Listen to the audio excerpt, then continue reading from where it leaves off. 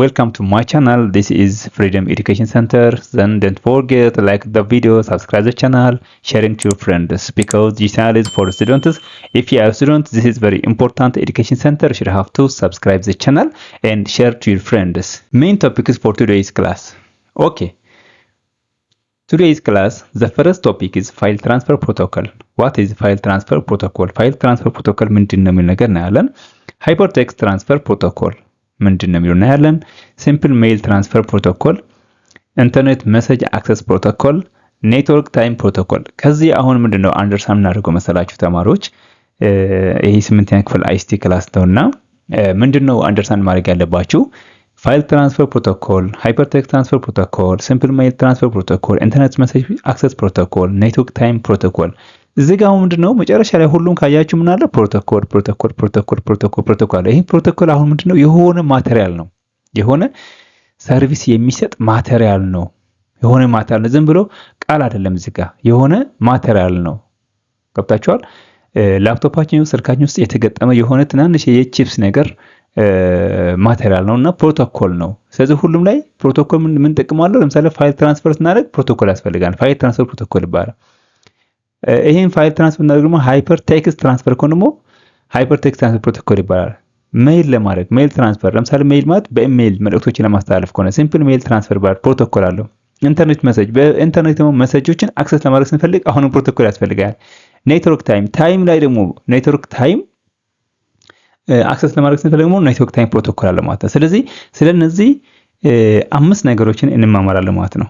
ኦኬ ፋይል ትራንስፈር ፕሮቶኮል አብርቤት ሲሆን ምን ይባላል? ኤፍቲፒ ይባላል። ብዙ ጊዜ እስኪ ፍላሻችሁ ላይ ላፕቶፓችሁ ሰኩና እስኪ ፎርማት ለማድረግ ወይም የሆነ ነገር ስትሞክሩ ፋይላችሁ ሁለት ነገር ያመጣል። ከነሱ ምን እንደሆነ እስኪ በደንብ ማየት ሞክሩ። ይሄ ፋይል ማስተላለፊያ ፕሮቶኮል ይባላል። FTP is one of the internet services that are used for transferring files from one system to another using internet. ስለዚህ FTP ማለት ምንድነው? ኢንተርኔት ሰርቪስስ ነው። አንዱ የኢንተርኔት ሰርቪስ አካል ነው። ምን ለማድረግ ፋይሎችን ትራንስፈር ያደርጋል from one system to another። ግን በምን? በኢንተርኔት ነው። using what? ኢንተርኔት ነው። FTP ፋይሎችን ኢንተርኔት በመጠቀም ከአንድ ሲስተም ወደ ሌላ ለማስተላለፍ የሚያገለግል የኢንተርኔት አገልግሎት ነው። ስለዚህ ኢንተርኔት ሰርቪስ እነማን ናቸው ሲባል ባለፈው ወርልድ ዋይድ አይተናል። አሁን ደግሞ FTP ደግሞ አንዱ የኢንተርኔት ሰርቪስ አካል ነው ማለት ነው። ኦኬ FTP is a way to download። አሁን FTP ማለት የፋይል ትራንስፈር ፕሮቶኮል ማለት አንደኛ way of to download ነው፣ ለማውረድ፣ አፕሎድ ለመጫን፣ ትራንስፈር ፋይልስ ለማስተላለፍ ወይም ለማዛወር from one location to another on the internet and between computers። አፕሎድ ለማድረግ ወይም ለመጫንም ለማውረድም ለማስተላለፍም ከአንድ ሎኬሽን ወደ ሌላ ሎኬሽን በኢንተርኔት መሰረት አድርጎ በተለያዩ ኮምፒውተሮች መሃል ላይ ፋይል ለማስተላለፍ የሚጠቅም ነው ማለት ነው። ፋይሎችን በኢንተርኔት ላይ ለማውረድ አሁን ፋይሎች ምን ያደርጋል? ያወርዳል። ለመጫን እና በኮምፒውተሮች መካከል ለማስተላለፍ የሚያስችል መንገድ ነው። this is way ወይም መንገድ ነው። FTP is also used to transfer files when the file size is large።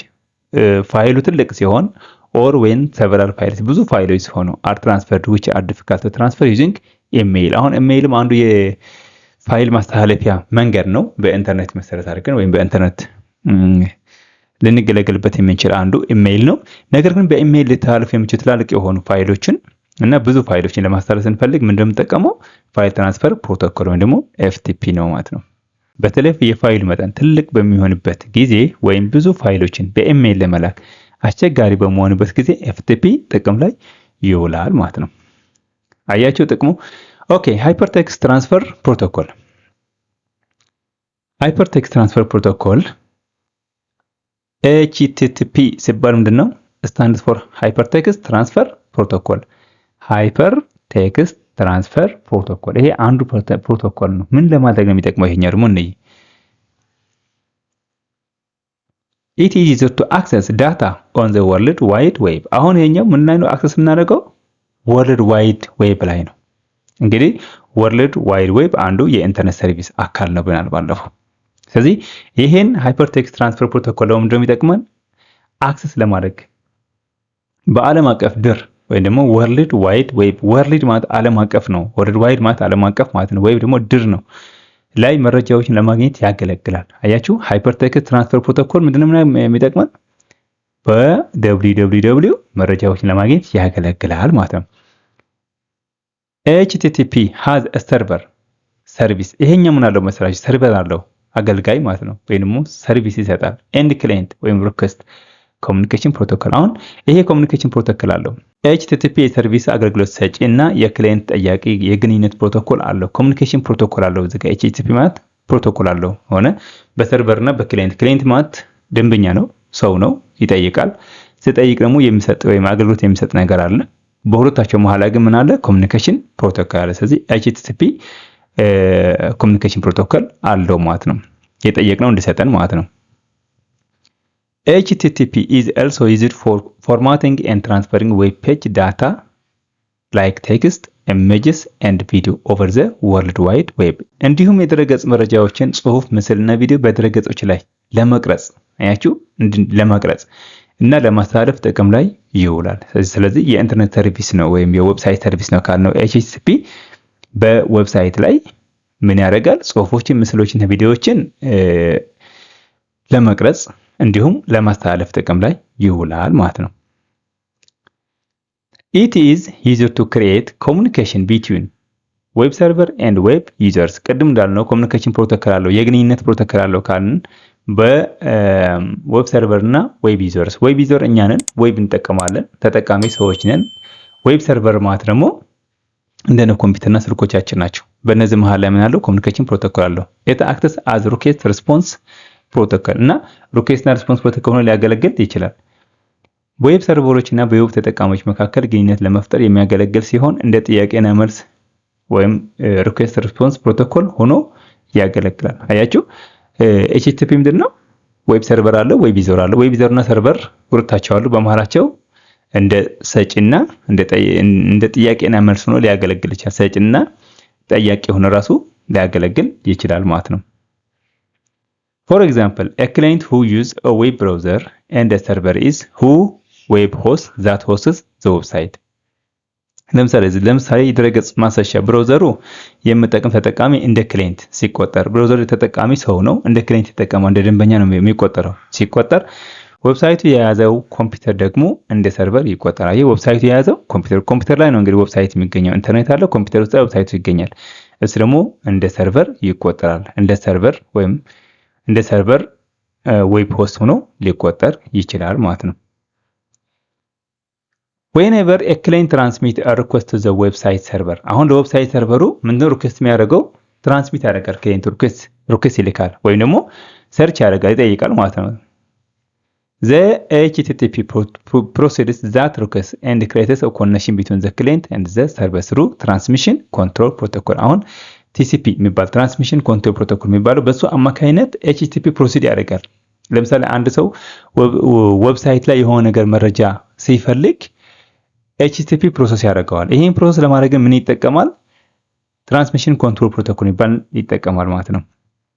አንድ ክላይንት ለዌብሳይት ሰርቨር ጥያቄ በሚልክበት ጊዜ HTTP ጥያቄውን ያስኬዳል እና በክላይንቱና በሰርቨር መካከል በTCP ወይም ትራንስሚሽን ኮንትሮል አማካይነት ግንኙነት ይፈጥራል። ቅድም ኮሚኒኬሽን ፕሮቶኮል አለው ስላልነው አገናኝ መሃል ላይ የሚያገናኝ ፕሮቶኮል ስላለው አሁን ይሄ ትራንስሚሽን ኮንትሮል ፕሮቶኮል ደግሞ ኮንትሮል ለማድረግ ያው ጥያቄውን በመሃላቸው ነው ፕሮሰስ ለማድረግ ትራንስሚሽን ኮንትሮል ፕሮቶኮል ያስፈልጋል። በዛ አማካይነት ክላይንቱና ዌብ ሰርቨሩ እንዲገናኙ ያደርጋል ማለት ነው።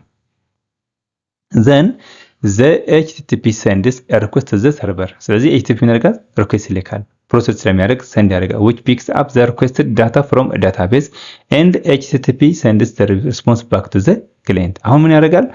በመቀጠል HTTP ለሰርቨሩ ጥያቄ ይልካል። ሰርቨሩም የጠየቀውን መረጃ ከመረጃ ቋት ወይ ዳታቤዝ ይወስዳል። ከዚያም HTTP ምላሹ ወደ ክላይንቱ ይመልሳል። አሁን HTTP በመሃል ሆኖ ምን እያደረገ ነው? መልስም እየሰጠ ነው፣ ጥያቄም እየሰጠ ነው። ለዛ ነው ሪኩዌስት ሪስፖንስ ፕሮቶኮል ሆኖ ሊያገለግል ይችላል ያልነው ቅድም። ሪኩዌስት ሪስፖንስ ፕሮቶኮል ሆኖ በመሃል ላይ ሊያገለግል ይችላል ነው። ወደ ሰርቨሩም ይልካል፣ ከሰርቨሩ ተቀብሎ ወደ ክላይንቱ መልስ ይሰጣል። ይሄ ማለት ግን ለኛ በአይናችን ይታያል ማለት አይደለም። እኛም የጠየቀው ነገር ኮምፒውተር ላይ እንጠይቃለን፣ ኮምፒውተር ላይ ምላሽ እናገኛለን እንጂ ይሄኛውን አናየውም። ውስጥ ላይ የሚሰሩት ነገር ነው ይሄኛው። HTTP function as combination of FTP and simple mail transfer protocol። አሁን ፋይል ትራንስፈር ፕሮቶኮል እና ሲምፕል ሜል ትራንስፈር ፕሮቶኮል ማለት በኢሜይል የሚላኩና በኤፍቲፒ ትራንስፈር የሚደረጉ እንዲሁ ኮምባይኔሽኑ ሊያገለግል ይችላል። ኤችቲቲፒ እንደ ኤፍቲፒ እና ሲምፕል ሜል ትራንስፈር ፕሮቶኮል ጥምረት ሆኖ ይሰራል። HTTP protocol is like SMTP protocol because the data transferred between the client and the server look like SMTP messages. በክላይንቱ እና በሰርቨሩ መካከል የሚተላለፉ መረጃዎች የኤስኤምቲፒ መልእክቶችን ስለሚመስሉ የኤችቲቲፒ ፕሮቶኮል ከኤስኤምቲፒ ፕሮቶኮል ጋር ተመሳሳይነት አለው። ነገር ግን አይለያዩ ማለት አይደለም። ተመሳሳይነት ነው ያለው። አሁን የሚልካቸው መልእክቶችና የሚቀበላቸው መልእክቶች ከሲምፕል ሜል ትራንስፈር ፕሮቶኮል ጋር ተመሳሳይ ቢሆኑም ነገር ግን ልዩነት አላቸው። ልዩነት ደግሞ ቀጣይ እናየዋለን ማለት ነው። However, HTTP differs from SMTP on how the client's message are sent to the server and from the server to the client. ወደ ክላይንቱና ከክላይንቱ እንዴት ይወስዳል የሚለው ነገር ደግሞ ፍጥነቱ ምናምን ደግሞ ይለያያል። HTTP ዲፈር ያደርጋል። ሆኖም HTTP ከክላይንቱ መልእክት ወደ ሰርቨር በሚልኩበትና ከሰርቨር ወደ ክላይንቱ በሚመለሱበት መንገድ ከSMTP ሲምፕል ሜል ትራንስፈር ፕሮቶኮል ይለያል። Unlike the SMTP, the HTTP messages are not read by humans. They are read and interpreted by the HTTP server and HTTP client browser. ከSMTP በተለየ የHTTP መልእክቶች በሰዎች አይነበቡም። እነሱ የሚነበቡት እና የሚተረጎሙት በHTTP server እና በHTTP client ወይም browser ነው። ግልጽ ይመስለኛል። SMTP messages are stored and forwarded. አሁን እዚህ ጋር SMTP ሜሴጆች ምንድናቸው? ስቶርድ ይሆናሉ፣ ይጠራቀማሉ፣ ከዛ forwarded ነው የሚደረጉ፣ ይቀመጣሉ። But HTTP messages are delivered immediately. የSMTP መልእክቶች ተቀምጠው የሚላኩ stored and forwarded ሲሆኑ የHTTP መልእክቶች ግን ወዲያውኑ ይደርሳሉ። በጣም ፈጣን ነው። የኛው ወዲያውኑ ነው ደሊቨር የሚሆነው። የዛኛው ግን ስቶርድ የሆነና ከዛ ፎርዋርድ ነው የሚሆነው። ይሄኛው ስቶር አድርጎ ፎርዋርድ እስኪያደርግ ድረስ የሆነ ጊዜ ይፈጃል። ይሄኛው ግን በጣም ፈጣን ነው ማለት ነው። ስለዚህ በእነዚህ መንገዶች ይለያያሉ። there are other protocols such as internet message access protocol IMAP ስንገባ IMAP ምንድነው የሚል ነገር ነግራችሁ ነበር እንደምንማር ማለት ነው።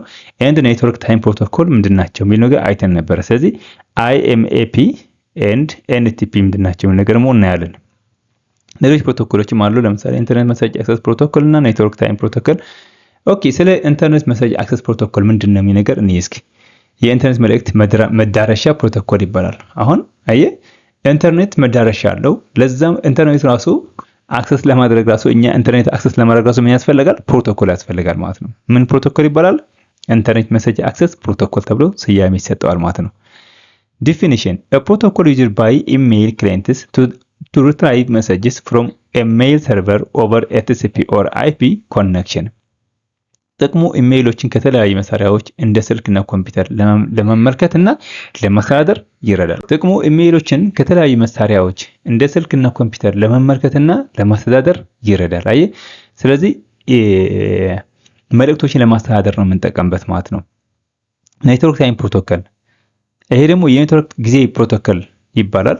ዲፊኒሽን a networking protocol for clock synchronization. አሁን clock synchronization ማለት ምንድነው? between computer systems over packet switched variable latency data networks. ጥቅሙ በኔትወርክ ውስጥ ያሉ ኮምፒውተሮችና መሳሪያዎች በሙሉ ተመሳሳይ ትክክለኛ ሰዓት እንዲኖራቸው ተመሳሳይና ትክክለኛ ሰዓት እንዲኖራቸው ለማድረግ ያገለግላል። አያችሁ፣ በኔትወርክ ውስጥ ያሉ የኮምፒውተሮች እና መሳሪያዎች በሙሉ ተመሳሳይና ትክክለኛ ሰዓት እንዲኖራቸው ለማድረግ ያገለግላል ማለት ይሄን ኔትወርክ ታይም ፕሮቶኮል የተባለው ታይሞችን ተመሳሳይ እንዲሆኑ ማለት ነው። እነሱ ተመሳሳይ የሆነ ሰዓት እንዲኖራቸው ያደርጋል ማለት ነው። ስለዚህ ለዛሬ እዚህ ይበቃናል። እንግዲህ በደንብ አድርጎ አንደርስታንድ አደረገኝ ተማሪ ስለ እነዚህ ፕሮቶኮሎች 5 አካባቢ ፕሮቶኮሎች ያየናቸው በጣም ወሳኝ ነጥቦች ናቸው። ያልገባችሁ ነገር ካለ በኮሜንት ሴክሽን መጠየቅ ትችላላችሁ። ለዛሬም እዚህ ይበቃናል። ቀጣይ በሌላ ርዕስ እስክንገናኝ ሰላም ያገናኘን። ለቻናሉ አዲስ የሆናችሁ ሳብስክራይብ በማድረግ ተመሳሳይ ክላሶች እንዲደርሳችሁና ተመሳሳይ ትምህርት እንድታገኙ ይረዳችኋል ማለት ነው። እንዲሁም ቪዲዮውን ላይክ ስታደርጉት ለብዙ ሰው ስለሚደርስ ላይክ አድርጉት። ቻናሉ በዚህ ማበረታታት ትችላላችሁ ማለት ነው።